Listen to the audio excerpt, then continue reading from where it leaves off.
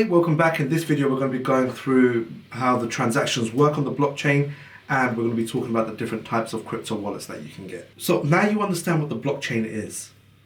To understand how the transaction actually happened on the blockchain, I'm going to use an analogy like a school playground and something that I was really into when I was younger, which is Pokemon cards. Think of it like trading Pokemon cards at school. If I say to you, I'll give you my Pikachu for your Charizard, everyone in the playground can see us doing this transaction. Everyone makes a note of this transaction. So it can't later be denied that I didn't swap my Pikachu for your Charizard. That's essentially how blockchain works. Every time you send crypto, it's like writing down a trade, a playground logbook per se, that everyone has access to, that everyone can see, that everyone writes down on their copy of that logbook to say, MIA traded his Pikachu with XYZ. And if I was to happen to make a copy of my Pikachu and try trade that again, the logbook would show that I've already traded my Pikachu and that I shouldn't have a Pikachu anymore. And therefore it will reject that trade. All you've got to do is now take that analogy and turn it into money. Every single coin, every single transaction will have its unique identifier. And once it's logged, as I mentioned, it's logged. It can't be erased, it can't be changed. So let's go a bit deeper. Where is all of this stored? I want you to think of crypto wallets like your bank card. It doesn't actually store the money itself.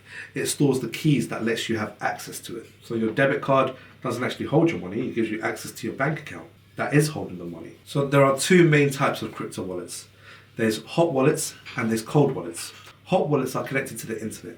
These are apps on your phone. It could be accounts connected to an exchange. They're convenient and they're easy to buy and sell between the different wallets. And you can send money in and out at any time. But the fact is you're online, therefore it is vulnerable. Cold wallets are offline. They're like USB sticks or little gadgets that you actually store your keys on. I don't actually have an example to show you, but for the purpose of the recap that I'll be uploading, I'll upload pictures alongside it. The benefit of a cold wallet is that they're much harder to hack because they're not connected to the internet. But trade-off is it's less convenient and less quick to use. If you want to move money between your accounts quickly, you can't just simply do it by tapping a few buttons. You have to get your key, you have to enter a certain code, you have to verify your transaction, you have to take many more steps than you would have done on a hot wallet. But it provides you a much higher level of security. Think of it like carrying cash. A hot wallet is like keeping cash in your wallet. It's in your pocket, it's super handy for daily use, but it's much riskier if someone snatches it. A cold wallet is like keeping your valuables in a locked safe at home. Much harder to steal, but you can't just grab it instantly when you're out. Please excuse me while I do a little message for the recap content.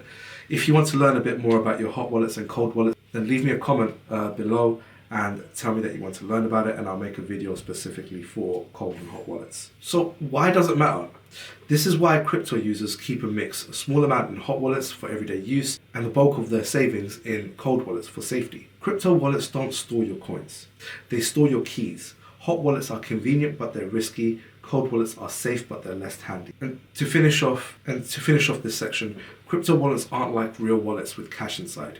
They don't hold your coins, they hold your keys to access them. Hot wallets, that's like keeping cash in your pocket, super handy, but it's a risk to pickpocketers and easy for scams. And scams are everywhere nowadays when it comes to crypto. People will try to get you to invest into crypto to then later scam you. Cold wallets, it's like locking your money in a safe at home, but it's way harder to steal. But at the same time, it's not as convenient when it comes to you wanting to move assets around. But the ideal thing for you to do is use both. Have a cold wallet and have a hot wallet. Keep the majority of your coins in a cold wallet and keep a small amount that you want to trade or you want to invest in a hot wallet. In the next episode, we're going to be looking at the different types of crypto and what sort of utility they provide or what they do in general. Make sure you're following, make sure you hit the like button, make sure you share to help educate more people, and I look forward to catching you on the next one. MIA out.